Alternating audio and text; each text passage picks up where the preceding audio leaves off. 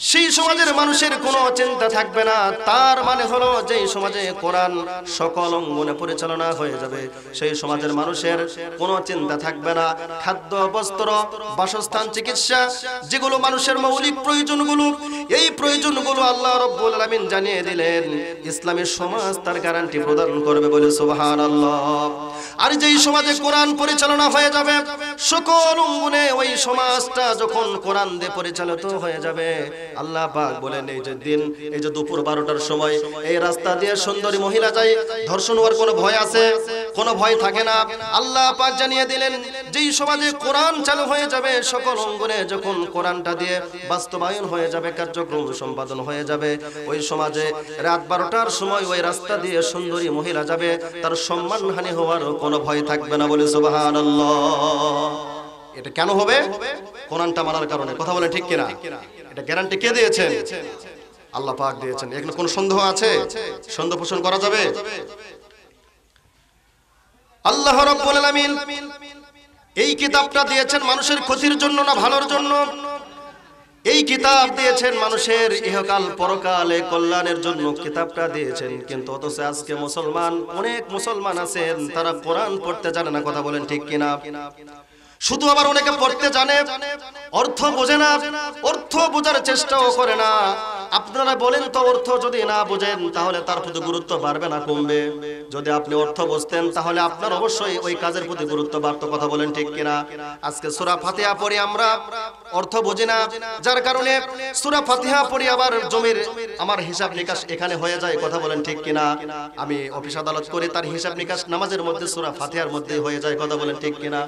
এর কারণটা হলো, যদি আমি এই সূরা ফাতিহা অন্য তেলাওয়াতগুলো, কেরাতগুলো যদি সঠিকভাবে বুঝতাম, তাসবিহ সহকারে যদি পড়তাম, অর্থ যদি বুঝতাম, তাহলে যখন কোরআন পড়তাম আমি এখানে কি বলছি অর্থ বোঝার কারণে ওই তেলাওয়াতের প্রতি গুরুত্ব বাড়তো না কমতো?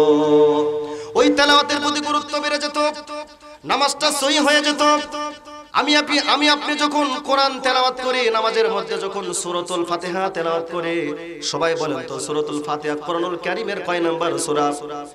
1 নাম্বার সূরা। বলি সুবহানাল্লাহ। পবিত্র কোরআনুল কারীমে আল্লাহ রাব্বুল আলামিন 114টি সূরা দিয়েছেন। বলি সুবহানাল্লাহ। এই 14টি সূরাটির মধ্যে আল্লাহ পাক যা দিয়েছেন তার সংক্ষিপ্ত আকারে বিষয়বস্তু করে আল্লাহ পাক পবিত্র সূরাতুল ফাতিহার মধ্যে আল্লাহ পাক সব বিষয়গুলো নিহিত করে দিয়েছেন। বলি সুবহানাল্লাহ। কোন মুফাসসিরিনে কেরাম বলেছেন, সূরাতুল ফাতিহা যদি নাজিল হওয়ার পরে পূর্ণ কোরআন যদি নাজিল না হয়ে যেত, তারপরেও মানুষের জন্য, হেদায়েতের জন্য, জান্নাতে যাওয়ার জন্য সূরাতুল ফাতিহাই যথেষ্ট হয়ে যেত। বলি সুবহানাল্লাহ। সূরাতুল ফাতিহা ছাড়া কোনো নামাজ হবে? লা সালাতা ইল্লা বিফাতিহাতিল কিতাব। সূরা ফাতিহা ছাড়া কোনো নামাজ হয়? এই সূরাতুল ফাতিহা কোন মুসলমানের কি অজানা আছে? এমন কোন মুসলমান নেই তার অন্তরে সূরাতুল ফাতিহা নেই। কথা বলেন ঠিক কিনা? আল্লাহ পাক সূরাতুল ফাতিহা পবিত্র কোরআনুল কারীমের প্রথমে সেট করে দিয়েছেন। বলি সুবহানাল্লাহ। ইন্ট্রোডাকশন অফ দা হলি বুক কোরআনুল কারীমের সূচনার সূরা সূরাতুল ফাতিহা। বলি সুবহানাল্লাহ। এবং কোরআনুল কারীমের প্রথম সূরার প্রথম আয়াত যেটি, সেটি হলো আলহামদুলিল্লাহি রাব্বিল আলামিন। সবাই বলে আলহামদুলিল্লাহি রাব্বিল আলামিন। বলি আল্লাহু আকবার। আল্লাহ রাব্বুল আলামিন প্রথমেই জানিয়ে দিলেন, প্রথমেই প্রশংসা হবে কার? ওই আল্লাহ পাকের। প্রথমেই কোনো আয়াত সেট করে দিলেন না যে আলিফ লাম র, প্রথমে সেট করে দিলেন না জালিকাল কিতাব, প্রথমে সেট করে দিলেন না কুল হুয়াল্লাহু আহাদ, প্রথমে সেট করে দিলেন না কাফ হা ইয়া আইন সাদ, প্রথমে সেট করে দিয়ে যে বাক্যটি দিয়ে কোরআনুল কারীম সূচনা করেছেন সেটি হলো আলহামদুলিল্লাহি রাব্বিল আলামিন। সকল প্রশংসা, all praise is due to Allah the lord of the world. সকল প্রশংসা ওই আল্লাহ রাব্বুল আলামিনের জন্য, যিনি সমগ্র জগতের মালিক। বলি সুবহানাল্লাহ। এই সূরাতুল ফাতিহা আজকে মুসলমান নামাজের মধ্যে পড়ে, কিন্তু আজকে নামাজও পড়ে মশাও মারে। কথা বলেন ঠিক কিনা? মশা যদি 1 কিলোমিটার দূরে থাকে আগে বুঝতে পারে, এজন্য আগে প্রস্তুতি নাই, হাতটা খুলে ফেলে মশা তাড়ানোর জন্য। কথা বলে ঠিক কিনা? এমন মুসলমান আছে না নাই? মশা 1 কিলোমিটার দূরে আছে, হাত রেডি করে নাই মশাকে মারার জন্য।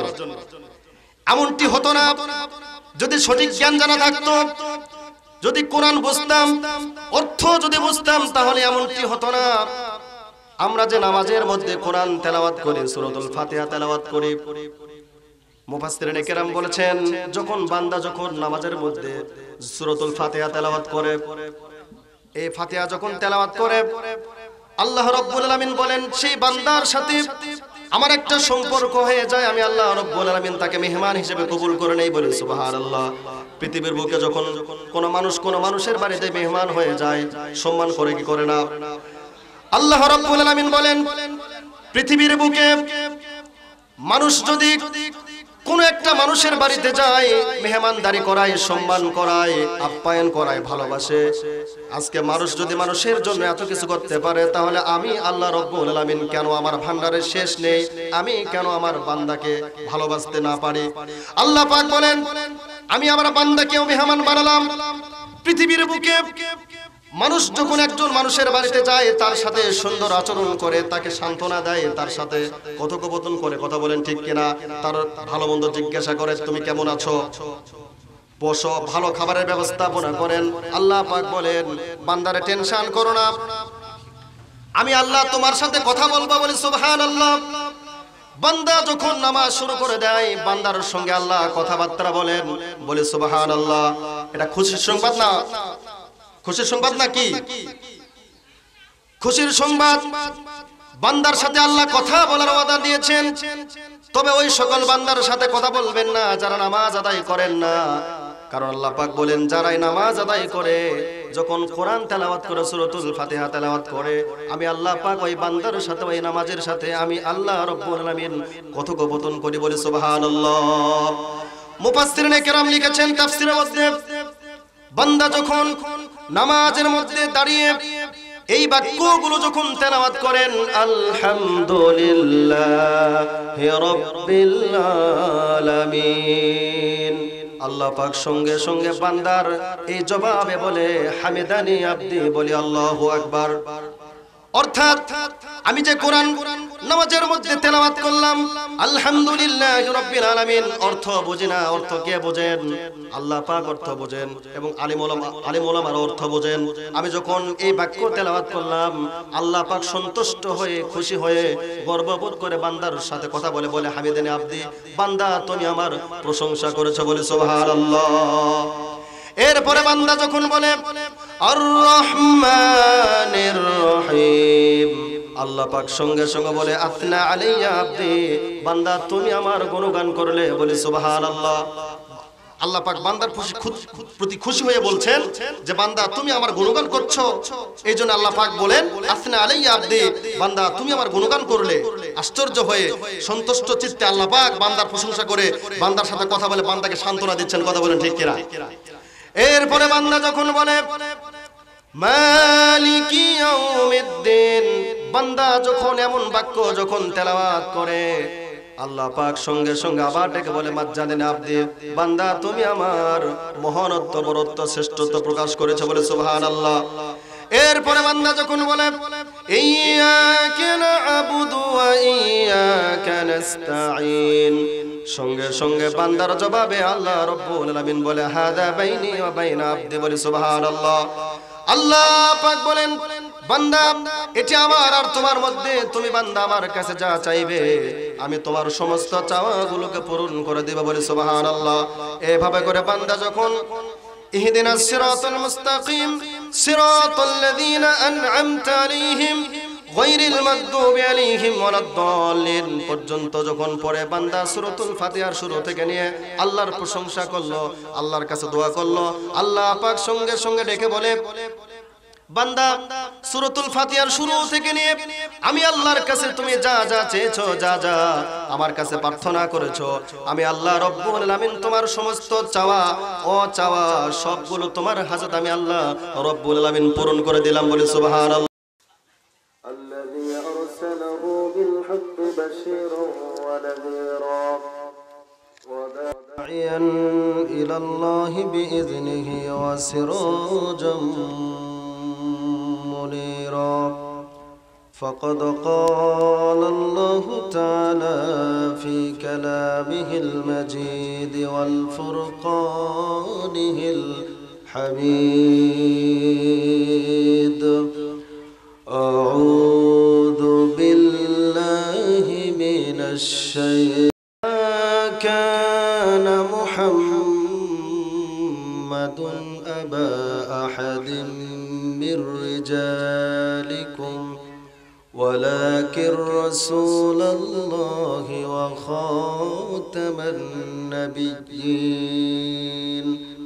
وكان الله بكل شيء عليما إن الله وملائكته يصلون على النبي يا أيها الذين آمنوا صلوا عليه وسلموا تسليما درد اللهم صل على سيدنا مولانا محمد وعلى آل سيدنا شفيعنا محمد کہ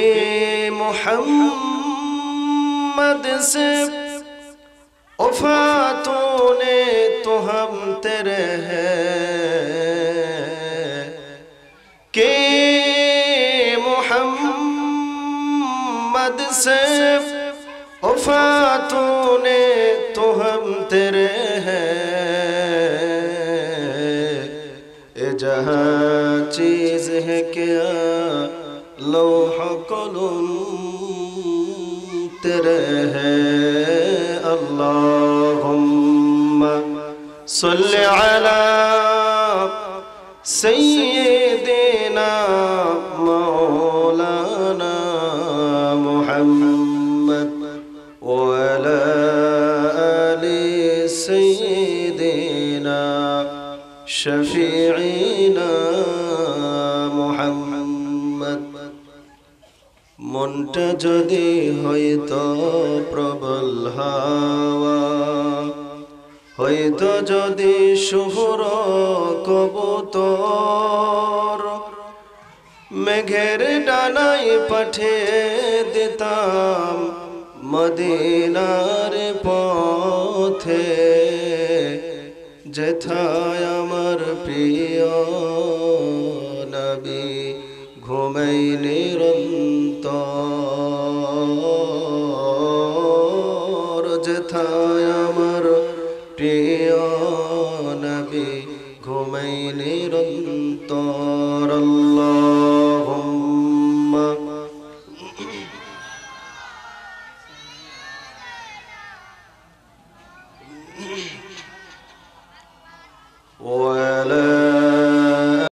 বেশি তাহলে যদি বেশি থেকে থাকে উচ্চ কণ্ঠে আবারও বলছি আল্লাহুম্মা সাল্লি আলা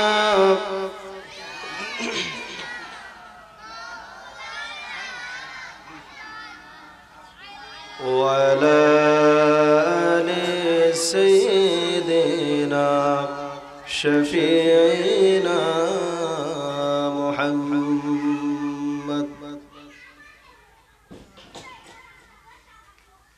মুজিদনগর নুরানী হাফেজা মাদ্রাসার উদ্যোগে সংবর্ধনার সুদী সমাবেশ ও মাদ্রাসার বিল্ডিং উদ্বোধন অনুষ্ঠানের আজকের এই প্রোগ্রামের সম্মানিত সভাপতি প্রধান অতিথি বিশেষ অতিথিবৃন্দ এবং সামনে আমার প্রাণপ্রিয় তলবে ইলম মুরব্বিয়ানে কিরাম মিডিয়া ভাই এবং পর্দার আড়ালে বসে থাকা মা এবং বোনেরা সকলের প্রতি আন্তরিক মোবারকবাদ এবং সালাম আসসালামু আলাইকুম ওয়া রাহমাতুল্লাহি তাআলা ওয়া বারাকাতুহু। সর্বপ্রথম জানতে চাই আপনারা কেমন আছেন? আলহামদুলিল্লাহ, আল্লাহ পাক আমাদেরকে আজকে জান্নাতের একটা বাগানে তৌফিক দান করেছেন, কবুল করেছেন, এতে খুশি না বেজার?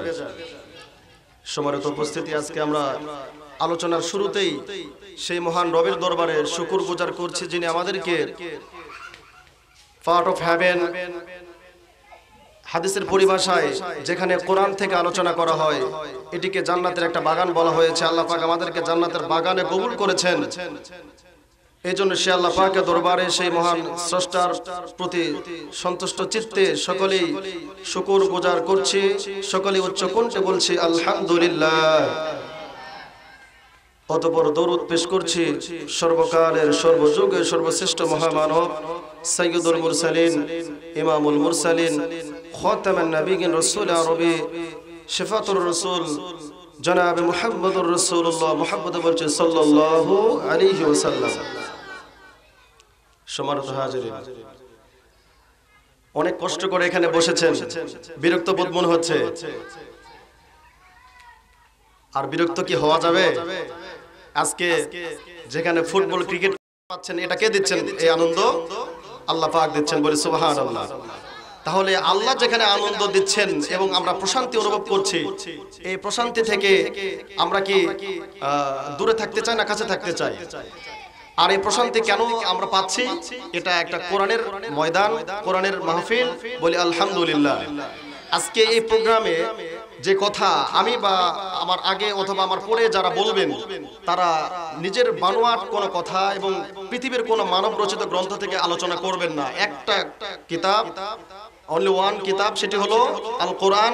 আল্লাহ পাক যেটি রচিত করেছেন, জিবরাইল আমিনের মাধ্যমে নাজিল করেছেন বিশ্বনবীর উপরে, এই কিতাব থেকে আলোচনা হবে। শুনতে রাজি আছেন তো? কোরআনের আলোচনা শুনতে ভালো লাগে না খারাপ লাগে? ভালো লাগে। এই ভালো লাগা অবশ্যই আপনাদেরকে জান্নাতে নিয়ে যাবে, সকলে বলে আমিন। এই যে আমরা গত মাসে আমাদের মাস থেকে যে মাসটি বিদায় নিলেন, সেই মাসের নাম কি বলেন তো? মনে আছে? বলি আলহামদুলিল্লাহ। এই মাসটি আমরা আমাদের জীবনে আমরা পেয়েছি একাধিকবার। কেউ 2 বার পেয়েছে, কেউ 5 বার পেয়েছে, কেউ 10 বার পেয়েছে, কেউ 20 বার পেয়েছে। এই মাসটা কেন এসেছিল বা আমরা সে মাস থেকে কি নেওয়ার, আমাদের কি শিক্ষা ছিল, তো আমরা কি নিতে পারলাম, আমরা যারা আমল করেছি আমলের মাধ্যম দিয়ে সেটা আমরা উপলব্ধি করতে পেরেছি, অথবা আল্লাহ পাক যে ওয়াদা দিয়েছেন এই মাসটি ইবাদত করলে এই জাযা পাওয়া যাবে। আমরা যারা ইবাদত করেছি আল্লাহ পাক অবশ্যই তার জাযা দান করবেন, এই ওয়াদা কে করেছেন? আল্লাহ পাক ওয়াদা করেছেন। এখন যে মাসে আমরা উপনীত হয়েছি, এগুলো হাদিসের পরিভাষায়, কোরআনের পরিভাষায় এগুলো হচ্ছে হজের মাস, বলে সুবহানাল্লাহ। আল্লাহ পাক যারা হজ করেছেন তাদেরকে ইহকাল পরকালে কল্যাণ দান করুন, এবং আমরা আল্লাহর কাছে দোয়া করছি আল্লাহ আমাদেরকে যেন হজের সেই উচ্চ সমাছেন, উচ্চ জায়গায় যেন আমরা যেতে পারি, সকলে বলে আমিন। সম্মানিত হাজিরিন, ভূমিকা লম্বা না করে আমরা সোজা আলোচনায় চলে যেতে চাই। আমরা যে কিতাব থেকে আজকে আলোচনা শুনতে আমরা এসেছি, এই কিতাব অনেকেই আমরা পড়তে জানি না, কথা বলেন ঠিক কিনা? আর পড়তে না জানার কারণে, এই কিতাব না জানার কারণে আমরা আমাদের সকল অঙ্গনে আমরা অপমানিত, অপদস্থ, লাঞ্ছিত, বঞ্চিত হচ্ছে, কথা বলেন ঠিক কিনা? আচ্ছা, কোরআন রমজানুল মোবারকে কোরআন আসার কারণে, কোরআন নাজিল হওয়ার কারণে রমজানের সম্মান আল্লাহ পাক বৃদ্ধি করেছেন, বলে সুবহানাল্লাহ। কোরআন কোন মাসে নাজিল হয়েছে? আচ্ছা, আমরা যে কিতাব থেকে আলোচনা শুনবো, সেই কিতাবের পরিচয়টা জেনেই আমরা আলোচনার দিকে যেতে চাই। ওমা তাওফীক ইল্লা বিল্লাহ। কোরআনের পরিচয় কি? কোরআনকে যদি প্রশ্ন করা হয়, কোরআন উত্তর দিয়ে দিবে, বলে সুবহানাল্লাহ। কোরআনকে যদি প্রশ্ন করা হয়, কোরআন তোমার পরিচয় কি? কোরআনকে প্রশ্ন করে দেখি কোরআন কি বলে। কোরআন বলছে বাল হুয়া কুরআনুম মাজিদুন ফি লাউহিম মাহফুজ। জোরে বলি আল্লাহু আকবার। কোরআনকে প্রশ্ন করলাম, কোরআন তোমার পরিচয় কি? কোরআন সঙ্গে সঙ্গে জবাব দিয়ে দিল, আমি সম্মানিত কিতাব, আমার বাড়ি হলো লাউহে মাহফুজে। আল্লাহ রাব্বুল আলামিন আমাকে লাউহে মাহফুজে সংরক্ষিত রেখে চলে, বলি সুবহানাল্লাহ। এবার এই কোরআনকে প্রশ্ন করি, কোরআন তুমি কোন মাসে দুনিয়ার বুকে নাজিল হয়েছো? কোরআনকে প্রশ্ন করলাম, কোরআন বলছে শাহরু রমাদানাল্লাযী উনজিলা ফীহিল কুরআন হুদাল লিন্নাস للناس وبينات من الهدى والفرقان জোরে বলি আল্লাহু আকবার। এই কোরআনকে এক এক করে যদি প্রশ্ন করা হয় কোরআন সব প্রশ্নের জবাব দিয়ে দিবে, কথা বলেন ঠিক কিনা? এমন কোন প্রশ্ন আছে যে কোরআন জবাব দিতে পারবে না? এমন কোন কিতাব, এমন কোন প্রশ্ন আছে নাকি? যেই প্রশ্ন করেন না কেন, যত প্রশ্ন করেন না কেন, কোরআন সব প্রশ্নের উত্তর দেওয়ার জন্য প্রস্তুত হয়ে আছে। বলি সুবহানাল্লাহ। কোরআনকে প্রশ্ন করলাম, কোরআন তুমি কোন মাসে এসেছো? কোরআন বলে দিল, আমি পবিত্র রমজানুল মুবারক মাসে আমি দুনিয়ার বুকে নাজিল হয়েছে। বলি সুবহানাল্লাহ। রমজান মাসে সেই দিনটা ছিল কি? এবার যদি এমনটি প্রশ্ন করে, কোরআন বলে দিল, ইন্না আনজালনাহু ফি লাইলাতিল কদরি ওয়া মা আদরাকা মা লাইলাতুল কদর। এই কোরআন জানিয়ে দিল, আমি রমজানুল মুবারক মাসের মধ্যে যেটি লাইলাতুল কদর নামে পরিচিত, সেই রাত্রিতে আমি আল্লাহ পাকের পক্ষ থেকে নাজিল হয়েছে দুনিয়ার বুকে। বলি সুবহানাল্লাহ। এবার যদি কোরআনকে প্রশ্ন করা হয়, কোরআন জানলাম তুমি রমজানে এসেছো, তুমি লাউহে মাহফুজ থেকে এসেছো, আমি এখন জানতে চাই তুমি দুনিয়ার বুকে কেন এসেছো? এবার কোরআনকে দেখে প্রশ্ন করে কোরআন জবাব দিতে পারে কিনা? কোরআন বলছে, আলিফ লাম রা কিতাবুন আনজালনাহু ইলাইকা লিতুখরিজান নাস মিনাদ যুলুমাতি ইলান নূর। বলি আল্লাহু আকবার। এই কোরআন জানিয়ে দিল, আমি দুনিয়ার বুকে আসার কারণ হলো এই দুনিয়াটা অন্ধকার জুলুমাতে ভরা থাকবে, পাপাচার থাকবে, অন্ধকার থাকবে, সুদ থাকবে, ঘুষ থাকবে, জিনা থাকবে, ব্যভিচার থাকবে, অন্ধকারে ভরা থাকবে। আছে না নাই দুনিয়া? এই কোরআন এই জন্য জানিয়ে দিল, এই দুনিয়ার বুকে যত পাপাচার বলো, সুদ বলো, ঘুষ বলো, অন্যায় বলো, অত্যাচার বলো, কোরআনের বিরুদ্ধে যত অবস্থান, এই অবস্থানকে দূরীভূত করার জন্য আমি আল্লাহ পাকের পক্ষ থেকে নূর হয়ে, আলো হয়ে দুনিয়ার বুকে এসেছি। বলি সুবহানাল্লাহ। যেই মানুষগুলো কোরআন ছাড়া জীবন পরিচালনা করে, আল্লাহর রাসূল বিশ্ব নবী জনাবে মুহাম্মদুর রাসূলুল্লাহ সাল্লাল্লাহু আলাইহি সাল্লামের জীবন আদর্শ বাদ দিয়ে যারা অন্য মতাদর্শ জীবন বাস্তবায়ন করে দুনিয়াতে পথচালিত হয়ে শয়তানের পথ অনুসরণ করে যারা জাহান্নামের দিকে ধাবিত হচ্ছে, এই সকল মানুষগুলোকে আমি কোরআন আমার আলো দিয়ে জান্নাতের দিকে নিয়ে যাওয়ার জন্য পৃথিবীতে এসেছে। বলি সুবহানাল্লাহ। তাহলে কোরআন মানার দরকার আছে না নাই? অথচ এই কোরআনের বিরুদ্ধাচরণ করার মানুষ আছে না নাই? সেই মানুষ কি কাফের? না। কোরআনের বিরুদ্ধে বর্তমান যারা অবস্থান নিচ্ছে তারা হলো মুসলমানের ঘরে জন্মগ্রহণ করেছে, কথা বলেন ঠিক কিনা? মুসলমানের ঘরে জন্মগ্রহণ করে তারা কোরআনের বিরুদ্ধে অবস্থান নিচ্ছে, কথা বলেন ঠিক কিনা? এই কোরআনের কথা বলার কারণে বাংলার জমিন নয়, সারা পৃথিবীতে বাংলার জমিনে হাজারো আলেমদেরকে কারাগারে বন্দী হতে হয়েছে, কথা বলেন ঠিক কিনা? আজ কোরআনের কথা বললে কারাগারে যেতে হয়, কিন্তু আজকে মানে দুনিয়ার কথা বলছে, যেগুলো কথা বলে মানুষকে অন্যায়ের দিকে, খারাপ কাজের দিকে আহ্বান করা হচ্ছে, এগুলোর বিরুদ্ধে কোনো অবস্থান সরকারের নেই, কিন্তু আছে। কোরআন থেকে সঠিক কথা বললেই কারাগারে যেতে হচ্ছে। তারপরে কোরআনের কথা বলা থেকে আমরা পিছে হটবো না, কথা বলেন ঠিক কিনা?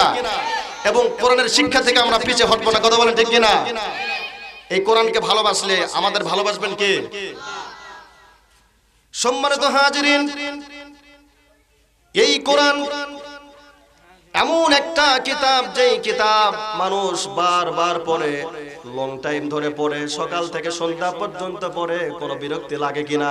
লাগে না। এই যে মাদ্রাসায়, হাফেজে মাদ্রাসা, এটা নুরনি মাদ্রাসা, সকাল থেকে সন্ধ্যা, সন্ধ্যা থেকে সকাল আবার এইরকম কোরআন তেলাওয়াত করছে, তারা আনন্দ পেয়ে পড়ছে না? তাদের বিরক্তি লাগে? কথা বলেন, বিরক্তি লাগে না? আনন্দ পেয়ে কিন্তু পড়ে, কথা বলেন সুবহানাল্লাহ।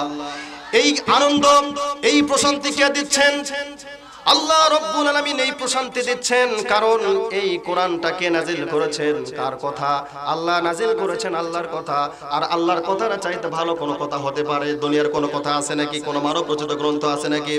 আল্লাহ রাব্বুল আলামিন এমন একটা কিতাব নাজিল করলেন, পৃথিবীর বুকে মানব রচিত হাজার গ্রন্থ আপনি পড়েন, একদিন পড়েন, 1 ঘন্টা পড়েন, 1 সপ্তাহ পড়েন, বিরক্তিবোধ অবশ্যই আপনার লাগবে, কথা বলেন ঠিক কিনা?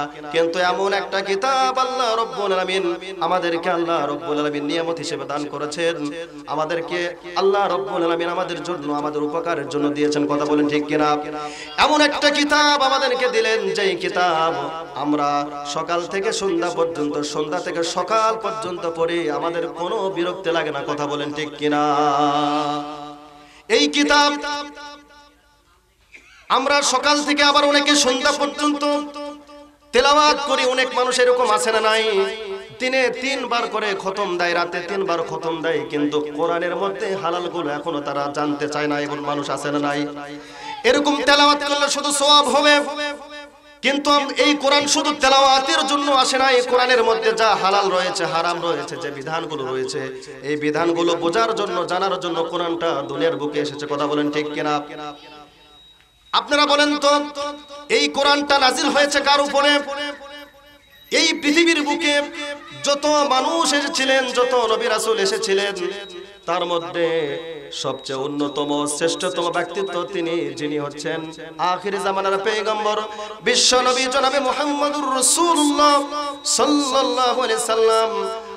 আমাদের নবী, বিশ্ব নবীর উপরে এই কোরআনটা নাজিল করা হয়েছে, কথা বলেন ঠিক কিনা? এই কথা কে বলেছেন? আল্লাহ পাক বলেন, তাবারাকাল্লাযী নাযালাল ফুরকানা আলা আবদিহি লিয়াকুনা লিল আলামিন নাযীরা। বলি আল্লাহু আকবার। পবিত্র মহামহিয়ান মহান সত্তা, তিনি তার প্রিয় বান্দা বিশ্ব নবী জনাবে মুহাম্মদুর রাসূলুল্লাহ সাল্লাল্লাহু আলাইহি সাল্লামের উপরে ফুরকান নাজিল করেছেন, কোরআন নাজিল করেছেন, বলে সুবহানাল্লাহ। অন্য জায়গা বলেন, ওয়া আমিনু বিমা নুজিলা আলা মুহাম্মাদিন ওয়া হুয়াল হাক্কু মির রাব্বিহিম كفر عنهم سيئاتهم وأصلح بالهم। বলি আল্লাহু আকবার। আল্লাহ রাব্বুল আলামিন বলেন, আমি আমার কিতাব, আমার জবানে প্রকাশিত হওয়া এই কিতাব আমি আমার প্রিয় দোস্ত, প্রিয় বন্ধু বিশ্ব নবী জনাবে মুহাম্মদুর রাসূলুল্লাহ সাল্লাল্লাহু আলাইহি সাল্লামের উপরে নাজিল করেছি, আর তোমরা এই কিতাবের উপরে ঈমান আরোহণ করো। এই কিতাবের উপরে আমি যে কোরআন নাজিল করেছি, এই কিতাব, এই কোরআনের উপরে যদি ঈমান আনয়ন করতে পারো, আর এই কোরআনের মধ্যে যে বিধানগুলো দিয়েছে, হালালটাকে হালাল হিসেবে তোমরা মেনে নাও, আর হারাম যা দিয়েছে হারাম হিসেবে তোমরা এটিকে বর্জন করো, যদি মাইনাস করতে পারো, তাহলে আমি আল্লাহ রাব্বুল আলামিন তোমাদের জীবনের সমস্ত গুনাহগুলো নেকির দ্বারা পরিবর্তন করে দেব, বলে সুবহানাল্লাহ। এটা কার ওয়াদা? তাহলে কোরআন মানার দরকার আছে না নাই? আজকে মুসলমান, অনেক নামধারী মুসলমান কোরআন পড়তে জানি না, কথা বলে ঠিক কিনা? এবং কোরআন যারা পড়ে তাদেরকে আবার তুচ্ছ মনে করে, মাদ্রাসা ছাত্রকে তুচ্ছ মনে করে, এমন মুসলমান আছে না নাই? এমন মুসলমান নিজেকে মুসলমান দাবি করলেও তারা প্রকৃত মুসলমান নয়, কথা বলে ঠিক কিনা? তারা মুনাফিক। তারা কি? কোরআন যারা পড়ে তাদের সাথে শত্রু করার মানেই হলো আল্লাহর সাথে শত্রু করলো, কথা বলে ঠিক কিনা? এই কোরআন যিনি নাজিল করেছেন তিনি কে? তাহলে কোরআনের সাথে শত্রুতা যিনি করবেন তিনি নিঃসন্দেহ তিনি মুসলমান হতে পারেন না, তিনি মুনাফিক। আর মুনাফিক এদের ঠিকানা কোথায়? জাহান্নাম। ইন্নাল মুনাফিকিনা ফিদ দারকিল আসফালি মিনান নার। জাহান্নামের মধ্যে কাফের যাবেন। কাফেরদের জন্য মূলত জাহান্নাম তৈরি করেছেন, কিন্তু মুনাফিকের বাড়ি কিন্তু কাফেরদের মধ্যে নয়, মুসলমানদের মধ্যে। এরা মুসলমানের ঘরে জন্মগ্রহণ করেছে, কিন্তু কাফেরের মধ্যে অন্তর্ভুক্ত হয়েছে। পক্ষান্তরে এদেরকে জাহান্নামের সবচেয়ে নিম্ন পজিশন, মানে যারা কাফের জাহান্নামে যাবে তাদের যে পজিশন, তার চেয়ে খারাপ পজিশন, তার চেয়ে নিম্ন পজিশন, কষ্টদায়ক পজিশনে মুনাফিক অবস্থান করবে। নাউজুবিল্লাহ বলেন। তাহলে আমরা কি মুনাফিক হতে চাই না মুমিন হতে চাই? আল্লাহ পাক কবুল করেন, সকলে বলে আমিন।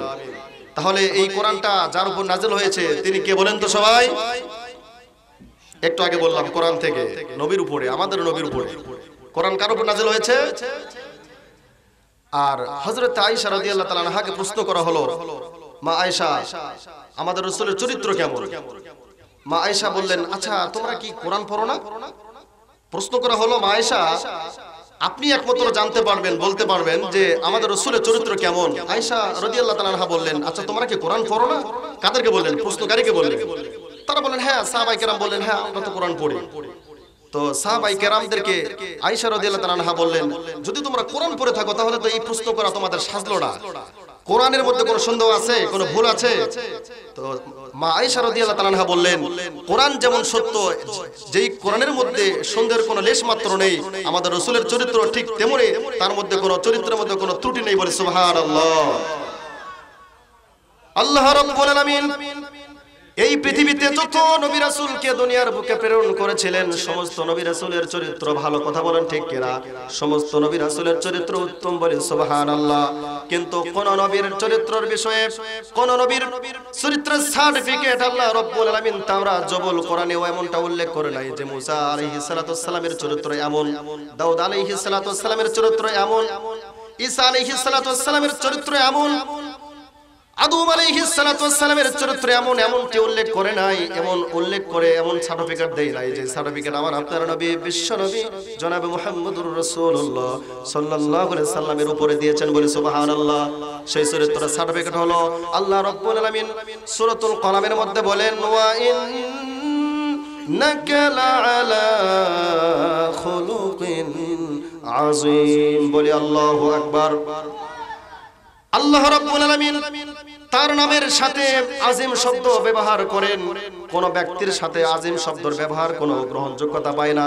কোন নবীর ব্যাপারেও আল্লাহ রাব্বুল আলামিন দেয় নাই সেই সুন্দর শব্দ, সেই বৃহত্তম একটা শব্দ, সম্মানিত শব্দ আজিম। এই আজিমের ব্যাখ্যা হলো, এই যে আকাশ আর জমিনের দূরত্ব কম না বেশি নির্ণয় করতে এখনো বিজ্ঞানীরা পারে নাই। তারপরে একটা অনুমান করে একটা তথ্য দিয়েছে, কিন্তু আল্লাহ পাক বলেন আজিম শব্দের ব্যাখ্যা হলো যার মাপার মতন কোনো ফিতা নেই। বলে সুবহানাল্লাহ। ঠিক তেমনি ভাবে আমার আপনার নবী, বিশ্ব নবী জনাবে মুহাম্মদুর রাসূলুল্লাহ সাল্লাল্লাহু আলাইহি সাল্লামের চরিত্র এত বড়, এত সুন্দর, এত মহত্তম, এই জন্য আজিম শব্দ ব্যবহার করে বুঝিয়েছেন যে আমার আপনার নবীর চরিত্রর তুলনা কোন নবীর সাথেও দেওয়া যাবে না। বলে সুবহানাল্লাহ। এমন নবীর চরিত্র নিয়ে বাংলার জমিনে হাজারো নাস্তিক, তারা মুসলমান নামধারী, মুসলমান নামে তারা মুসলমান, কিন্তু তারা মুনাফিক নাস্তিক। কথা বলেন ঠিক কিনা? কিছুদিন পূর্বে আসাদুর নামে তারা আমার রাসূলের চরিত্র নিয়ে কটূক্তি করেছে। কথা বলেন ঠিক কিনা? এরকম নাস্তিকদের বাংলাদেশে ঠাঁই আমরা দিব না। কথা বলেন ঠিক কিনা? কোরআনের বিরুদ্ধে যারা অবস্থান নেবে, রাসূলকে নিয়ে কটূক্তি করবে, ইসলাম নিয়ে কটূক্তি করবে, এমন মুসলমান আমার জমিনে থাকতে পারে না। কথা বলেন ঠিক কিনা? বাংলার জমিনে থাকতে পারে না। কারণ জমিনটা কার? এই জমিনটা আল্লাহর। কারণ এই আল্লাহ এই জমিনটা তৈরি করেছেন, আর আল্লাহর বিধান অনুপাতে জীবনটা পরিচালনা করতে হবে। কথা বলেন ঠিক কিনা? আর বিধানটা হলো কোরআন। এই কোরআন আজকে কোরআন থেকে দূরে যাওয়ার কারণে, রাসূলের আদর্শ থেকে দূরে যাওয়ার কারণে সকল জায়গায় অপমানিত, লাঞ্ছিত। কথা বলেন ঠিক কিনা?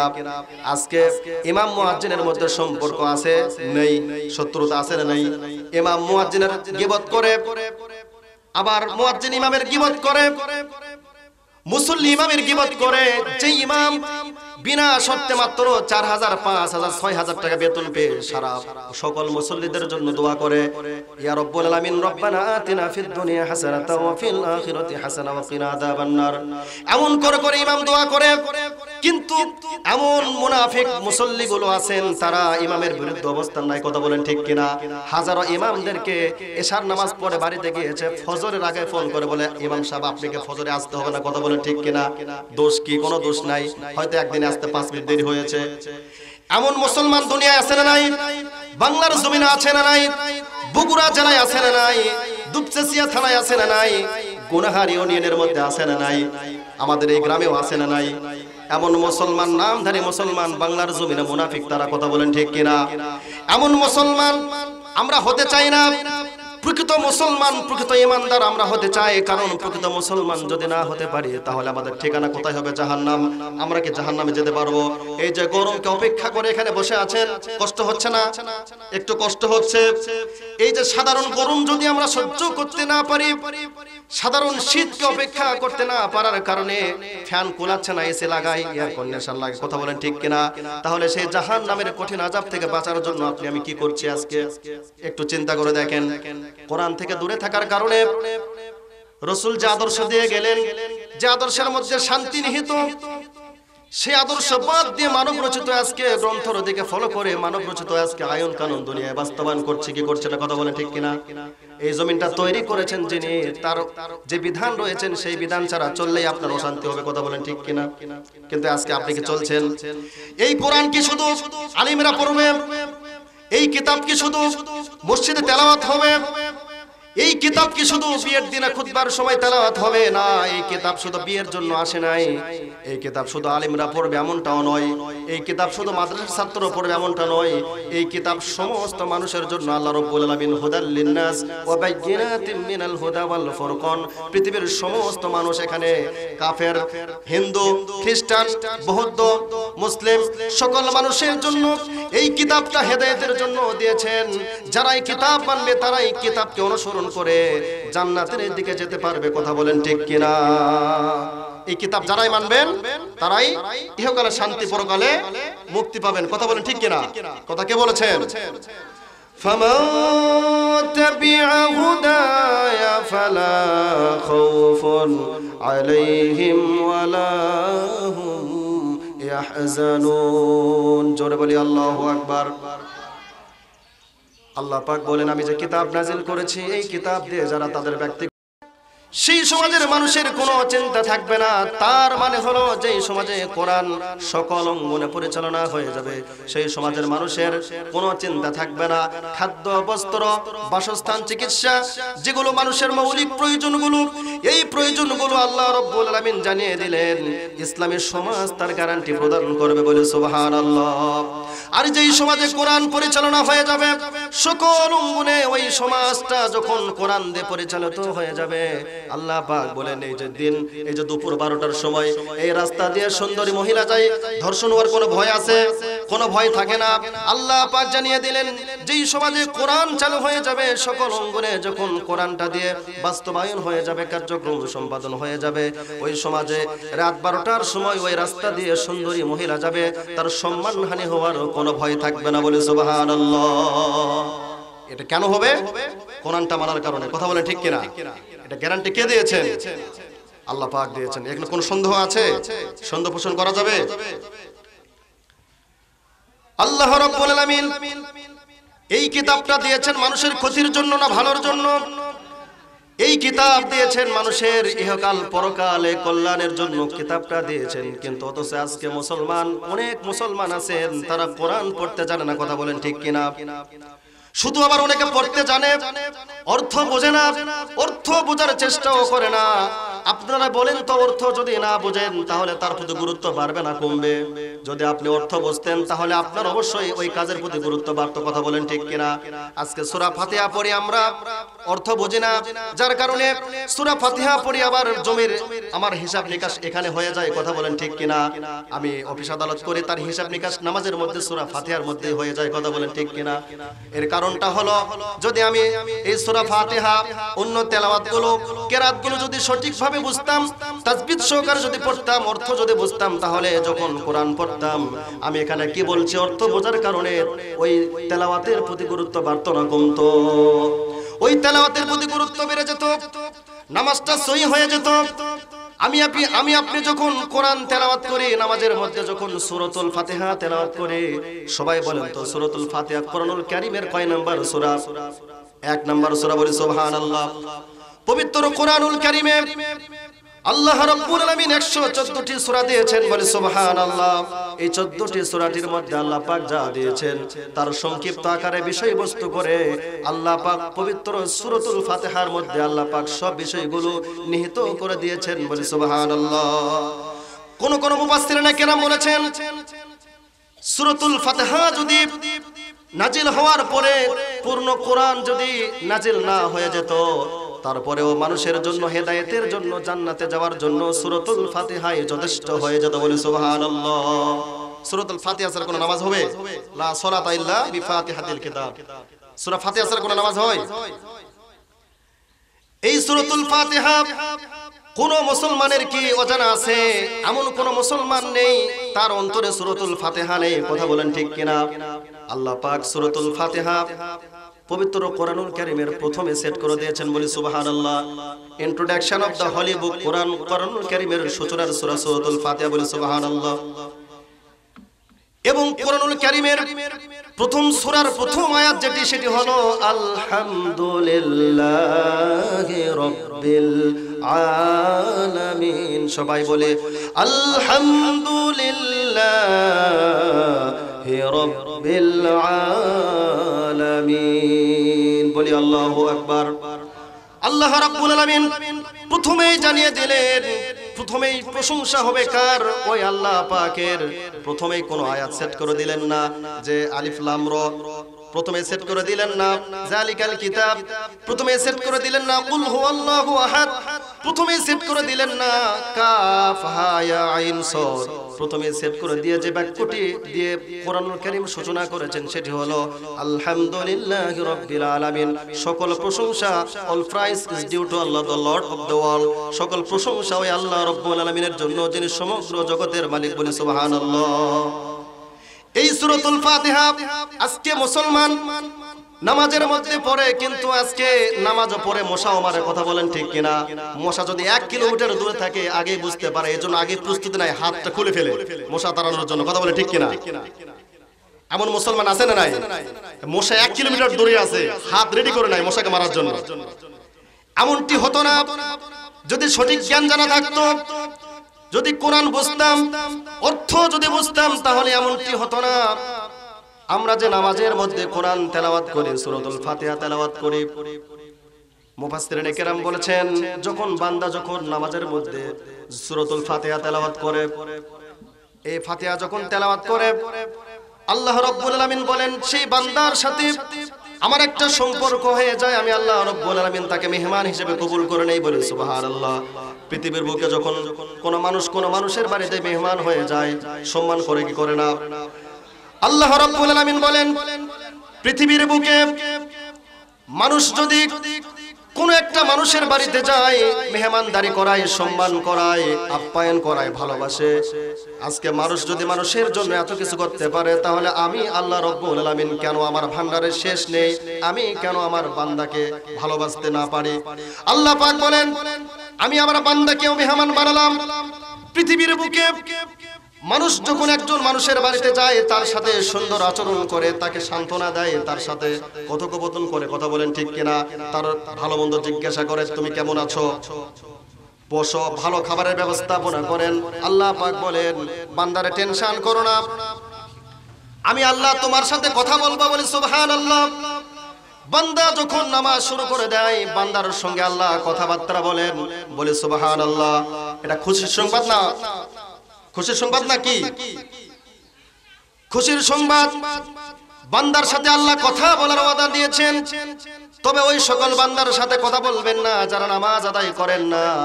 কারণ আল্লাহ পাক বলেন যারাই নামাজ আদায় করে, যখন কোরআন তেলাওয়াত করে, সূরাতুল ফাতিহা তেলাওয়াত করে, আমি আল্লাহ পাক ওই বান্দার সাথে, ওই নামাজের সাথে আমি আল্লাহ রাব্বুল আলামিন কথোপকথন করি। বলে সুবহানাল্লাহ। মুফাসসিরিনে কেরাম লিখেছেন তাফসীরের মধ্যে, বান্দা যখন নামাজের মধ্যে দাঁড়িয়ে এই বাক্যগুলো যখন তেলাওয়াত করেন, আলহামদুলিল্লাহি রাব্বিল আলামিন, আল্লাহ পাক সঙ্গে সঙ্গে বান্দার এই জবাবে বলে হামিদানি আব্দি। বলি আল্লাহু আকবার। অর্থাৎ আমি যে কোরআন নামাজের মধ্যে তেলাওয়াত করলাম আলহামদুলিল্লাহি রাব্বিল আলামিন, অর্থ বুঝি না, অর্থ কে বোঝেন? আল্লাহ পাক অর্থ বোঝেন এবং আলিম ওলামার অর্থ বোঝেন। আমি যখন এই বাক্য তেলাওয়াত করলাম, আল্লাহ পাক সন্তুষ্ট হয়ে, খুশি হয়ে, গর্ববোধ করে বান্দার সাথে কথা বলে বলে হামিদানি আব্দি, বান্দা তুমি আমার প্রশংসা করেছো। বলে সুবহানাল্লাহ। এরপরে বান্দা যখন বলে আর রহমানির রহিম, আল্লাহ পাক সঙ্গে সঙ্গে বলে আথনা আলাইয়া আব্দি, বান্দা তুমি আমার গুণগান করলে, বলে সুবহানাল্লাহ। আল্লাহ পাক বান্দার প্রতি খুশি হয়ে বলছেন যে বান্দা তুমি আমার গুণগান করছো, এই জন্য আল্লাহ পাক বলেন আথনা আলাইয়া আব্দি, বান্দা তুমি আমার গুণগান করলে। আশ্চর্য হয়ে সন্তুষ্ট চিত্তে আল্লাহ পাক বান্দার প্রশংসা করে বান্দার সাথে কথা বলে বান্দাকে সান্ত্বনা দিচ্ছেন, কথা বলেন ঠিক কিনা? এরপরে বান্দা যখন বলে মালিকি ইয়াউমিদ্দিন, বান্দা যখন এমন বাক্য যখন তেলাওয়াত করে, আল্লাহ পাক সঙ্গে সঙ্গে আবার ডেকে বলে মাজ্জাদিন আব্দি, বান্দা তুমি আমার মহানত্ব বরত্ব শ্রেষ্ঠত্ব প্রকাশ করেছো, বলে সুবহানাল্লাহ। এরপরে বান্দা যখন বলে ইয়্যাকা না'বুদু ওয়া ইয়্যাকা নাস্তাঈন, সঙ্গে সঙ্গে বান্দার জবাবে আল্লাহ রাব্বুল আলামিন বলে হাদা বাইনি ওয়া বাইনা আব্দি, বলে সুবহানাল্লাহ। আল্লাহ পাক বলেন বান্দা এটি আমার আর তোমার মধ্যে, তুমি বান্দা আমার কাছে যা চাইবে আমি তোমার সমস্ত চাওয়াগুলোকে পূরণ করে দেব, বলে সুবহানাল্লাহ। এভাবে করে বান্দা যখন ইহদিনাস সিরাতাল মুস্তাকিম সিরাতাল লাযীনা আন'আমতা আলাইহিম গায়রিল মাগদুবি আলাইহিম ওয়ালাদ-দাল্লিন পর্যন্ত যখন পড়ে, বান্দা সূরাতুল ফাতিহার শুরু থেকে নিয়ে আল্লাহর প্রশংসা করলো, আল্লাহর কাছে দোয়া করলো, আল্লাহ পাক সঙ্গে সঙ্গে ডেকে বলে বান্দা সূরাতুল ফাতিহার শুরু থেকে নিয়ে আমি আল্লাহর কাছে তুমি যা যা চেয়েছো, যা যা আমার কাছে প্রার্থনা করেছো, আমি আল্লাহ রাব্বুল আলামিন তোমার সমস্ত চাওয়া ও চাওয়া সবগুলো তোমার হাজত আমি আল্লাহ রাব্বুল আলামিন পূরণ করে দিলাম, বলে সুবহানাল্লাহ। তাহলে সূরাতুল ফাতিহার ফজিলত আছে না নাই? আর সূরাতুল ফাতিহা ছাড়া কি নামাজ হয়? নামাজ হয় না। আজকে সূরাতুল ফাতিহা সকলের মনে আছে, অর্থ আমরা জানি না, এজন্য গুরুত্ব কম না বেশি নামাজে? নামাজে গুরুত্ব কম। এইজন্য আমরা যারা কোরআন পড়তে শিখেছি এখন তার কাজ হলো কোরআনের অর্থ বোঝা, কথা বলে ঠিক কিনা? সম্মানিত হাজিরিন, আজকে শিক্ষা অঙ্গনে যদি তাকান দেখতে পাবেন আজকে শিক্ষা অঙ্গনের ব্যবস্থাপনা খারাপ না ভালো? কথা বলেন। খারাপ হয়ে গিয়েছে, ভালো নেই। জেনারেল শিক্ষা ব্যবস্থাপনার কথা বলছে, যেখানে বইয়ের মধ্যে শরীফ শরীফার বিভিন্ন বিষয়গুলো তুলে ধরেছে, প্রেম প্রীতি শেখাচ্ছে, বিভিন্ন অনৈতিক কাজগুলো উপস্থাপন করে দিয়েছে, কথা বলেন ঠিক কিনা? সম্মানিত উপস্থিতি, এই জন্য যেই শিক্ষা প্রতিষ্ঠানে কোরআনকে অ্যাবাউট করা হয়, কোরআনকে বাদ দিয়ে জেনারেল নলেজ গুলো এমন ভাবে দিচ্ছে, মানুষের নৈতিক গুলো নষ্ট করে দিচ্ছে, মানুষকে চরিত্রহীন বানায় দিচ্ছে, এমন শিক্ষা প্রতিষ্ঠানে আমরা যাব না, কথা বলেন ঠিক কিনা?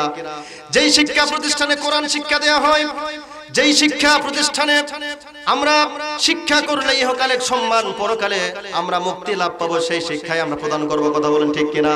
আর সেই শিক্ষা কোথায় হবে? মাদ্রাসায়, কথা বলেন ঠিক কিনা? এমন একটা মাদ্রাসা আপনাদের সামনে, এই মাদ্রাসায় শুধু কোরআন নয়, বাংলা, অঙ্ক, ইংরেজি, সাধারণ সব জেনারেল নলেজ সব সহ কোরআন হাদিস সবগুলো শেখানো হয়, কথা বলেন ঠিক কিনা? যেই মাদ্রাসায় শিক্ষা করলে দুনিয়া পরকাল দুটোটাই শেখা হয়ে যাচ্ছে, তাহলে সেই শিক্ষা প্রতিষ্ঠান বাদ দিয়ে এমন শিক্ষা প্রতিষ্ঠান আমরা গ্রহণ করব না যেখানে গেলে আমাদের ইহকালে আমাদের কি হবে? অপমানিত হতে হবে, লাঞ্ছিত হতে হবে, আর পরকালে আমাদেরকে ক্ষতিগ্রস্তদের অন্তর্ভুক্ত হতে হবে, কথা বলেন ঠিক কিনা?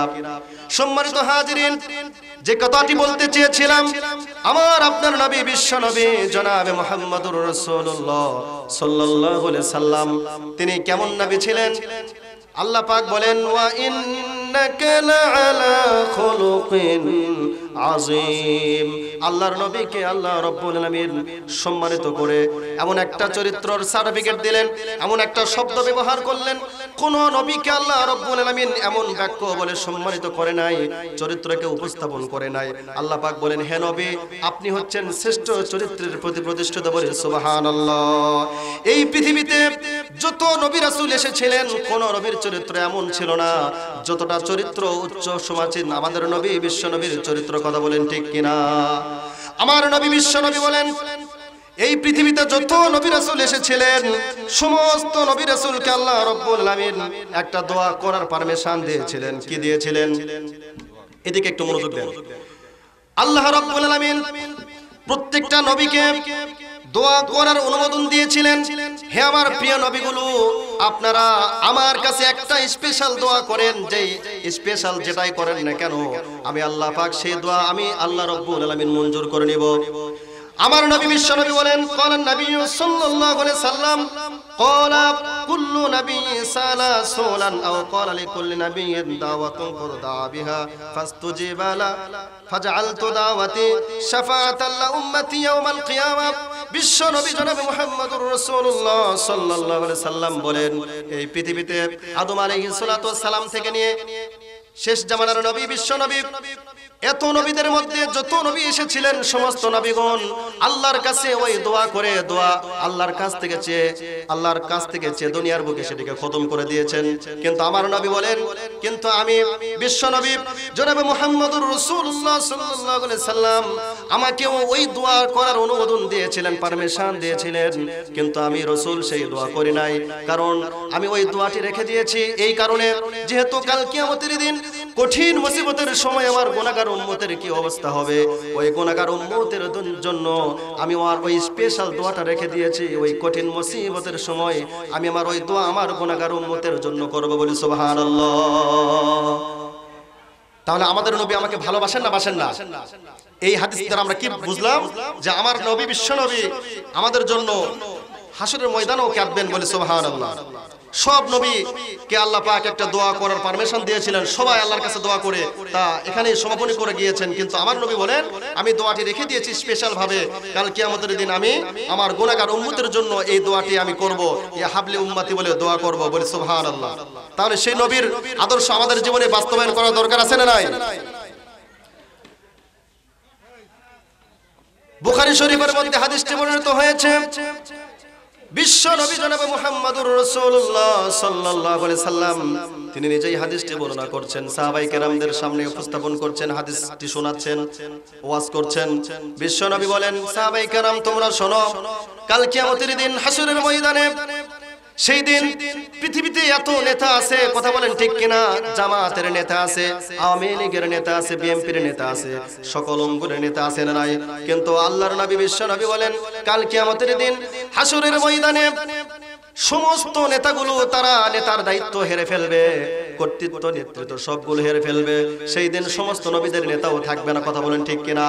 আল্লাহর নবী বিশ্ব নবী জনাবে মুহাম্মদুর রাসূলুল্লাহ সাল্লাল্লাহু আলাইহি সাল্লাম বলেন, সেই কাল কিয়ামতের দিন হাসরের ময়দানে কেবলমাত্র একমাত্র অনলি ওয়ান পারসন আমি হচ্ছি সেই নেতা হব, আর কোন নেতা থাকবে না, কথা বলেন ঠিক কিনা? এই কথা কে বলেছেন?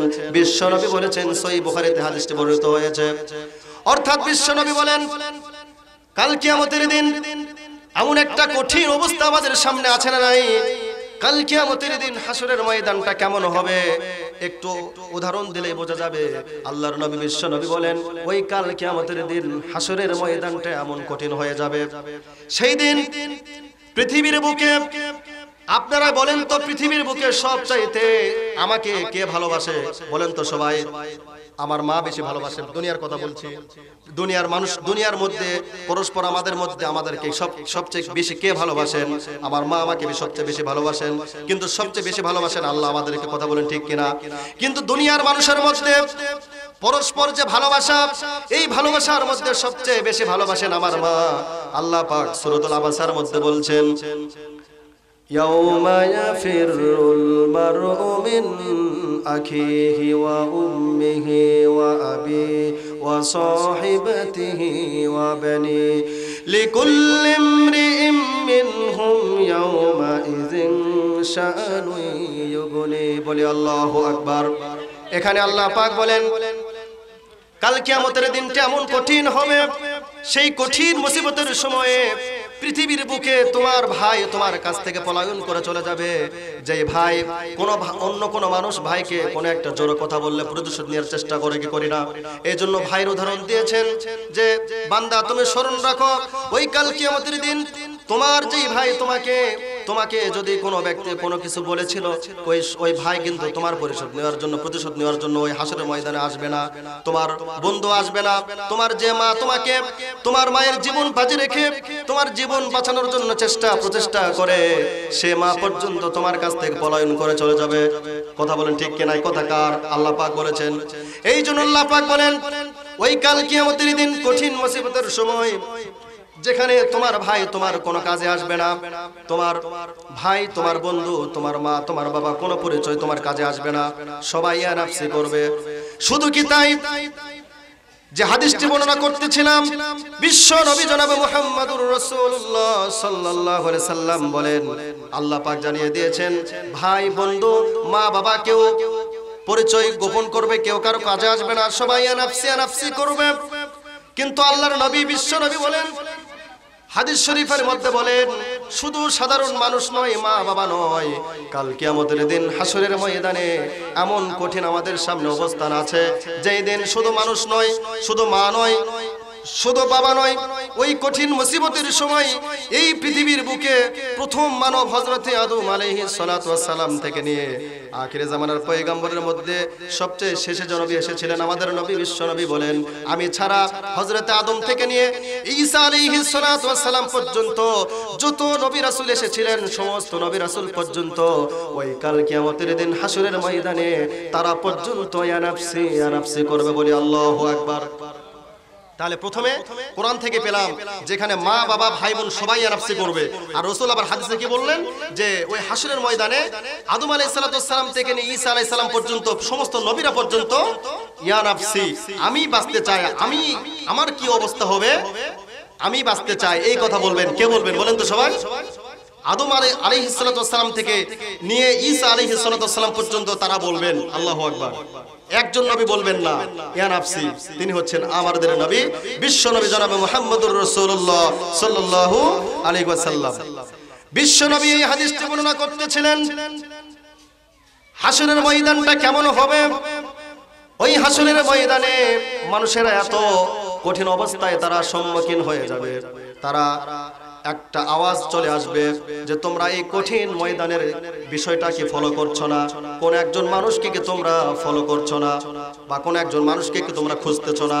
আজকে কঠিন অবস্থার জন্য এমন একজন ব্যক্তিকে খোঁজো, যেই ব্যক্তিকে বলো যেন সে দোয়া করে, আল্লাহর কাছে দোয়া করে তাড়াতাড়ি হিসাব নিকাশ দিয়ে আদি পিতা হযরত আদম আলাইহিস সালাতু ওয়াস সালামের কাছে গিয়ে বলবো, হে আমাদের আদি পিতা, আপনি তো প্রথম মানব, আমাদের আদি পিতা, আপনি আল্লাহর কাছে দোয়া করুন যাতে আমাদেরকে তাড়াতাড়ি হিসাব নিকাশ করে আমাদেরকে হয় জান্নাত অথবা জাহান্নাম দিয়ে দেখ, আমাদের আর সহ্য হয় না, এমন কঠিন অবস্থা আমাদের সামনে আছে না নাই। সূরাতুল ফাতিহা পড়েন, মালিকি ইয়াউমিদ্দিন, এই বাক্যটি যখন আপনি পড়েন অর্থ বোঝেন না, কিন্তু বললেন যে আপনি হচ্ছেন শেষ বিচারের দিন, আমরা কিন্তু সম্বোধন করে আল্লাহকে বলি, অর্থ বুঝি না। বিশ্বনবী বলেন, সেই কাল কিয়ামতের দিন হাসরের ময়দানে সমস্ত মানুষগুলো আদি পিতা হযরত আদম আলাইহিস সালাতু ওয়াস সালামের কাছে গিয়ে বলবে, আমাদের আদি পিতা, আপনাকে তো আল্লাহ রাব্বুল আলামিন নিজ হাতে বানিয়েছেন, বলি সুবহানাল্লাহ, বড় শখ করে বানিয়েছেন।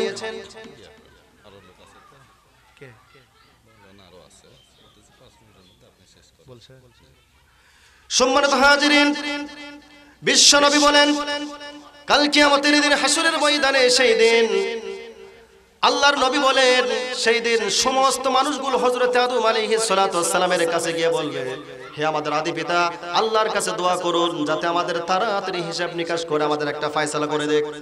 হযরত আদম কি বলবেন?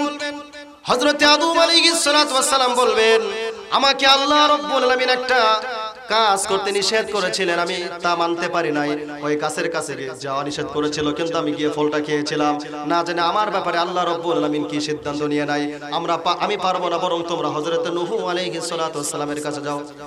সকলেই দৌড়েই আমরা চলে যাব হযরত নূহ আলাইহিস সালাতু ওয়াস সালামের কাছে গিয়ে বলবো, নূহ আলাইহিস সালাম, আপনি আল্লাহর কাছে দোয়া করুন, আজকের এই হাসরের ময়দানের কঠিন অবস্থার জন্য আল্লাহর কাছে দোয়া করুন, তাড়াতাড়ি হিসাব নিকাশ করে যেন কোনো একটা ফয়সালা করে দেয়। সকালে চলে যাব হযরত নূহুর কাছে, তিনি বলবেন, আমি ৯৫০ বছর পর্যন্ত কালেমার দাওয়াত দিয়েছিলাম, তাওহীদের দাওয়াত দিয়েছিলাম, আমি আমার কওমদেরকে আমি বোঝাতে পারি নাই, না জানে আমার ব্যাপারে আল্লাহ রাব্বুল আলামিন কি সিদ্ধান্ত গ্রহণ করে আমি পারবো না, বরং তোমরা হযরতে জাতির পিতা ইব্রাহিম আলাইহিস সালাতু ওয়াস সালামের কাছে যাও। সকলে দৌড়ে চলে যাব হযরতে জাতির পিতা হযরতে ইব্রাহিম আলাইহিস সালাতু ওয়াস সালামের কাছে তাকে গিয়ে বলবো, তিনি অক্ষম হয়ে যাবেন যে না পারবো না। আবার সবাই চলে যাব হযরতে দাউদ আলাইহিস সালাতু ওয়াস সালামের কাছে, তিনি অক্ষম হয়ে বলবেন আমিও পারবো না। আবার চলে যাব হযরতে মুসার কাছে, তিনি অক্ষম হয়ে বলবেন আমিও পারবো না। আবার চলে যাব হযরতে ঈসা আলাইহিস সালাতু ওয়াস সালামের কাছে, তিনিও বলবেন আমি তো পারবোই না, কারণ আমার কওমের লোকেরা আমাকে আল্লাহর সন্তান হিসেবে সাব্যস্ত করেছিল। তবে আমি বলতে পারি আজকের দিনে কেবলমাত্র একমাত্র একজন ব্যক্তি, only one person, the prophet Hazrat মুহাম্মদুর রাসূলুল্লাহ সাল্লাল্লাহু আলাইহি সাল্লাম, আখির জামানার পয়গম্বর বিশ্বনবী জনাবে মুহাম্মদুর রাসূলুল্লাহ সাল্লাল্লাহু আলাইহি সাল্লাম কেবলমাত্র আল্লাহর সাথে কথা আজকে বলতে পারবেন বলে সুবহানাল্লাহ। সবাই দৌড়ে চলে যাব, গিয়ে দেখব আমার আপনার নবী বিশ্বনবী জনাবে মুহাম্মদুর রাসূলুল্লাহ সাল্লাল্লাহু আলাইহি সাল্লাম তিনি সিজদায় রত আছেন বলে সুবহানাল্লাহ। সেই সিজদায় গিয়ে তিনি অন্য নবীর মতো ইয়া নাফসি করছেন না, ইয়া নাফসি করে বলছেন না, তিনি বলছে ইয়া হাবলি উম্মতি, ইয়া হাবলি উম্মতি বলি আল্লাহু আকবার।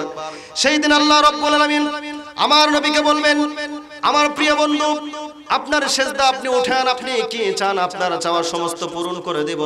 আমার আপনার নবী সিজদা উঠাবেন না, আবার বলবেন, আমার নবী বলবেন আমি কিছু চাই না, আমার গুনাহগার উম্মতগুলো তাদেরকে আমি না নিয়ে আমি নিজে জান্নাতে যেতে চাই না, তাদেরকে আমি জাহান্নামে দেখতে চাই না। আমার আপনার প্রভু বিশ্ব জগতের মালিক যিনি, তিনি বলবেন আমার প্রিয় বন্ধু আপনার মৃত্যুবরণ হওয়ার পর থেকে নিয়ে কিয়ামত হওয়া পর্যন্ত আপনার বিধান অর্থাৎ আপনার আদর্শ আপনার যে উম্মতগুলো দুনিয়ার বুকে বাস্তবায়ন করেছে তাদেরকে ধরে ধরে আপনি জান্নাতে নিয়ে যান। ঠিক তেমনি ভাবে আমার আপনার নবী বিশ্ব নবী জনাবে মুহাম্মদুর রাসূলুল্লাহ সাল্লাল্লাহু আলাইহি সাল্লামের আদর্শ আমরা যারা ফলো করেছি, আমাদেরকে হাত ধরে ধরে আমার আপনার নবী জান্নাতের মধ্যে দাখিল করায়া দিবেন বলে সুবহানাল্লাহ। পক্ষান্তরে আমার নবীর আদর্শ যারা অ্যাবাউট করেছে, যারা প্রত্যাখ্যান করেছে, এমন প্রত্যাখ্যানকারী আছে না নাই? আমার আপনার আদর্শ জীবনে বাস্তবায়নকারী অনেকেই এটাকে কি করতে চায় না, জীবনে বাস্তবায়ন করতে চায় না। আমার আপনার নবী আদর্শ বাদ দিয়ে মানব রচিত আদর্শ, বিভিন্ন নেতার আদর্শ ফলো করি, কথা বলেন ঠিক কিনা? এইভাবে যারা জীবন পরিচালনা করেছে আল্লাহ পাক বলবেন তিনবার পর্যন্ত আমার আপনার নবী প্রকৃত উম্মতদেরকে হাত ধরে ধরে জান্নাতে নিয়ে যাবেন, শেষবার আবার নিয়ে যাবেন। কিন্তু আল্লাহ পাক বলবেন হে আমার প্রিয় বন্ধু, এই যে মানুষগুলো দেখছেন আপনি যখন দুনিয়া থেকে যখন পরকালে চলে আসছেন তারপর থেকে নিয়ে এই ব্যক্তিগুলো আপনার আদর্শগুলোকে এলোমেলো করে দুনিয়ার বুকে নিজ মন করা অনুযায়ী জীবন যাপন করেছে, এইগুলো ব্যক্তিদেরকে আর আপনি জান্নাতের মধ্যে দাখিল করাতে পারবেন না, এমন অনুমোদন নাই বলে সুবহানাল্লাহ। সেই অবশিষ্ট মানুষগুলোর মধ্যে যদি আমি আপনি পড়ে যাই তাহলে ক্ষতিগ্রস্ত না বলেন আমরা সাকসেস নয়, ক্ষতিগ্রস্ত হয়ে যাব, অর্থাৎ আমরা জাহান্নামের মধ্যে কি হয়ে যাব, নিহিত হয়ে যাব। সম্মানিত হাজিরিন, মেইন বিষয় হলো আমরা আজকে যে প্রোগ্রামের মধ্যে এসেছি, এই প্রোগ্রামের মেইন বিষয় হলো কোরআন। এখানে কোরআন শিক্ষা দেওয়া হয়, কথা বলেন ঠিক কিনা? আমি পবিত্র কোরআনুল কারীমের মধ্য থেকে একটা সূরার প্রথম 5টি আয়াত তেলাওয়াত করেছি। পবিত্র কোরআনুল কারীমে 114টি সূরা আল্লাহ পাক নাজিল করে দিয়েছেন, কিন্তু প্রথম যে 5টি আয়াত আল্লাহ রাব্বুল আলামিন নাজিল করে দিয়েছেন, বলেন তো সেই সূরাটির নাম কি? সূরাতুল আলাক। বলি সুবহানাল্লাহ। আল্লাহ রাব্বুল আলামিন বলেন আমি প্রথম যে আয়াতগুলো দিলাম আল্লাহ পাক প্রথম যে আয়াতটা নাজিল করে দিয়েছেন নামাজের কথা বলেন নাই, সুদ খেও না এই কথা বলেন নাই, দুনিয়ার বুকে তোমরা সুন্দরভাবে জীবন পরিচালনা করো এই তথ্য আগে দেয় নাই। প্রথম যে তথ্য দিয়েছেন সেটি হলো আগে পড়ো, আগে বুঝো। বলি সুবহানাল্লাহ। আল্লাহ রাব্বুল আলামিন বলেন ইকরা বিসমি রাব্বিকাল্লাযী খলাক খলাকাল ইনসানা মিন আলাক ইকরা ওয়া রাব্বুকাল আকরাম আল্লাযী আল্লামা বিল কলম। বলি আল্লাহু আকবার। আল্লাহ রাব্বুল আলামিন প্রথমে নামাজের বিধান দিতে পারতেন, প্রথমে হজের বিধান দিতে পারতেন, প্রথমে যাকাতের বিধান দিতে পারতেন, প্রথমে অন্যান্য বিষয়গুলো দিতে পারতেন, কিন্তু আল্লাহ পাক এই বিষয়গুলো প্রথমে সেট না করে প্রথম তথ্য, প্রথম ইনফরমেশন, প্রথম ওহী যেটি দিলেন সেটি হলো ইকরা, তুমি আগে পড়ো, আগে বুঝো। বলি সুবহানাল্লাহ। আল্লাহ পাক জানিয়ে দিলেন হে নবী আপনি পড়ুন, পৃথিবীর সব মানুষ আপনারা পড়েন যে ইকরা বিসমি রাব্বিকাল্লাযী খলাক, পড়ো সেই প্রভুর নামে যেই প্রভু তোমাকে সৃষ্টি করেছে, বলি আল্লাহু আকবার। ইকরা বিসমি রাব্বিকাল্লাযী খলাক, এরপরে বলেছেন খলাকাল ইনসানা মিন আলাক, খলাকাল ইনসান, আমি মানুষ সৃষ্টি করেছি মিন আলাক। আলাক মানে হলো রক্তপিণ্ড, জমাট বাঁধা রক্ত থেকে আল্লাহ পাক আমাদেরকে কি করেছেন? সৃষ্টি করেছেন, বলি সুবহানাল্লাহ। এরপরে বলেছেন আল্লাযী আল্লামা বিল কলম, কলম দ্বারা শিক্ষা দিয়েছেন। আল্লামাল ইনসানা মা লাম ইয়ালাম, আর যা শিক্ষা দিয়েছেন তা আমরা জানতাম না। কথা বলেন ঠিক কিনা? আমরা যা জানতাম না তা শিক্ষা দিয়েছেন কে? আল্লাহ পাক শিক্ষা দিয়েছেন। আমরা কি কিছু জানতাম? এই যে আমরা যখন মায়ের পেট থেকে দুনিয়াতে এসেছি, আমি কিভাবে চলবো, কিভাবে কথা বলবো, কিভাবে হাঁটবো, আমার দাঁতের প্রয়োজন, মুখের প্রয়োজন, হাতের প্রয়োজন, এগুলো কি আমরা কি আল্লাহর কাছে চেয়েছিলাম? ওই আল্লাহ পাক আমাদেরকে তৈরি করেছেন, সৃষ্টি করেছেন, চাওয়ার আগেই আমাদেরকে দিয়েছেন, বলি সুবহানাল্লাহ। তিনি হচ্ছেন আল্লাহ, তিনি হচ্ছেন প্রভু, তিনি হচ্ছেন আমাদের সৃষ্টিকর্তা, বলে সুবহানাল্লাহ। সম্মানিত হাজিরিন, সম্মানিত হাজিরিন, আমরা এতক্ষণ ধরে পবিত্র কোরআন হাদিস থেকে যে আলোচনা শুনেছি, সর্বপ্রথম যেন আমি এর উপরে আমল করতে পারি, এরপরে যারা আমরা শুনেছি সকলে যেন আমল করতে পারি। মোট কথা হলো, আমরা যে প্রতিষ্ঠানে আজকে এসেছি সকলে অবগত যে এটা একটা মাদ্রাসা। কথা বলেন ঠিক কিনা? এখানে কোরআন হাদিস শিক্ষা দেওয়া হয়, পাশাপাশি জেনারেল সাবজেক্ট গুলোও শিক্ষা দেওয়া হয়। আমি একটু আগে যে কথাটা বললাম যে আজকে জেনারেল যে শিক্ষা প্রতিষ্ঠানগুলোতে দেখা যাচ্ছে যে শিক্ষাগুলোর ব্যবস্থা আমরা বর্তমান করেছে, তা শিখলে অবশ্যই যে সঠিক যে একজন মুমিনের পরিচয়, এটা কিন্তু পরিচিতি অর্জন করা যাবে না। কথা বলেন ঠিক কিনা? আর সঠিক পরিচয় বোঝার জন্য, জানার জন্য, শেখার জন্য, নেওয়ার জন্য একমাত্র প্রতিষ্ঠান সেটি হলো মাদ্রাসা। এই জন্য আপনারা জেনারেল প্রতিষ্ঠানে পড়ান, ইঞ্জিনিয়ার বানান, জজ বানান, ডাক্তার, এগুলো সব বানান, কোনো সমস্যা নেই। কিন্তু প্রাথমিক অবস্থায় যে শিক্ষাটি দিতে হবে, কারণ রাসূল বলেছেন তলাবুল ইলমি ফারিদাতুন আলা কুল্লি মুসলিম। আল্লাহ পাক বলেছেন ইকরা বিসমি রাব্বিকাল্লাযী খলাক, মানে কোরআন হাদিস এটিকে শিক্ষা করা, তলবে ইলম, মানে অর্থাৎ যারা কোরআন হাদিস পড়বে এরা তলবে ইলম, আর তলবে ইলম অর্থাৎ ইলম অন্বেষণ করা ফরজ। এটিকে বলেছেন রাসূল বলেছেন তলাবুল ইলমি ফারিদাতুন আলা কুল্লি মুসলিম, প্রত্যেক মুসলমান নর নারী সকলের উপরে দিন ইলম শিক্ষা করা ফরজ। যতটুকু ইলম শিক্ষা করলে ইসলামের হালাল হারাম শিরক বিদআত ভালো মন্দ বুঝে যেন আমি সঠিক মুমিন হিসেবে পরিচিত উপস্থাপন করতে পারি, এটাকে বোঝার জন্য, জানার জন্য, নিজেকে মুসলমানিত্ব অর্জন করার জন্য যে ইলম প্রয়োজন, যে শিক্ষা প্রয়োজন, এতটুকু ইলম শিক্ষা করা আমার আপনার ফরজ। এই কথা কে বলেছেন? কিন্তু আজকে আপনারাই বলেন, আপনি অথবা আপনার সন্তানকে এই শিক্ষা কি দিচ্ছেন? যারা গরিব মানুষ তারা মাদ্রাসায় আসতেছে বা তাদেরকে ভর্তি করে দিচ্ছেন, আর যারা বড়লোক তারা বুঝি টাকা দিয়ে জান্নাত কিনে নেবেন, এই জন্য তারা মাদ্রাসায় ভর্তি করে দিতে চান না, এমনটি মনে হয়। আমরা তাই তো অনুভব করবো। কথা বলে ঠিক কিনা? কোন টাকা দিয়ে, কোন নেকি দিয়া, অন্য হাদিস থেকে পাওয়া যায় নেকি দিয়েও জান্নাতে যাওয়া সম্ভব হবে না যদি আল্লাহ পাক আমাদের ধরেন। রাসূল বলেছেন কোন ব্যক্তি থেকে যদি আল্লাহ পাক হিসাব নেন তাহলে হিসাব দিয়ে জান্নাতে যেতে পারবে না। শুধু একমাত্র আল্লাহর দয়া ছাড়া আমরা জান্নাতে যেতে পারবো না। কাজেই আমরা আমল যেটি করব সেটি আমল করার জন্য ইলমের দরকার আছে না নাই? আজকে আপনি আপনার বাড়ি থেকে মোটরসাইকেলে করে, বাসে করে, কারে করে এখানে এসেছেন, আমরা এসেছি, আর এই যে বাস অথবা ধরেন আমি মোটরসাইকেল করে এসেছি, মোটরসাইকেল চালানোর যদি অভিজ্ঞতা না থাকতো আমি কি রাস্তায় অ্যাক্সিডেন্ট করতাম না ভালোভাবে আসতে পারতাম? অ্যাক্সিডেন্ট করতাম। এই জন্য আমরা যে আমলগুলো করি, যে নামাজ, যে হজ, যে রোজা, অন্য আমলগুলো ইসলামের যেগুলো করি, এটা করতে গেলে এই জন্য ইলমের দরকার আছে না নাই? আমি মোটরসাইকেল না শিখে যদি আমি রাস্তায় আসি, অ্যাক্সিডেন্ট যেমন নিশ্চিত করব, আর ইলম না শিখে আমল করতে আসলে, নামাজ পড়তে গেলে নিশ্চিত আমার নামাজটা ভেঙে যাবে, অ্যাক্সিডেন্ট হবে না, এমনটি হতে পারে কি পারে না? এই জন্য আমরা যে আমল করব ইলম শিখে আমল করব। কথা বলেন ঠিক কিনা? রাজি আছেন তো ইনশাআল্লাহ? সম্মানিত হাজিরিন, সকলের সুস্বাস্থ্য কামনা করে, সকলের দীর্ঘায়ু কামনা করে, সকলের কাছ থেকে দোয়া করে চেয়ে, সকলের প্রতি দোয়া রেখে আমি আমার এই আলোচনা এখানে সমাপনী করছি। সকলের কাছ থেকে দোয়া চাই যেন আল্লাহ পাক আমাকে কোরআনের ময়দানে যেন কবুল করেন। সকলে বলে আমিন। ওয়া আখিরু দাওয়ানা আলহামদুলিল্লাহি রাব্বিল আলামিন। আসসালামু আলাইকুম ওয়া রাহমাতুল্লাহি ওয়া বারাকাতুহু।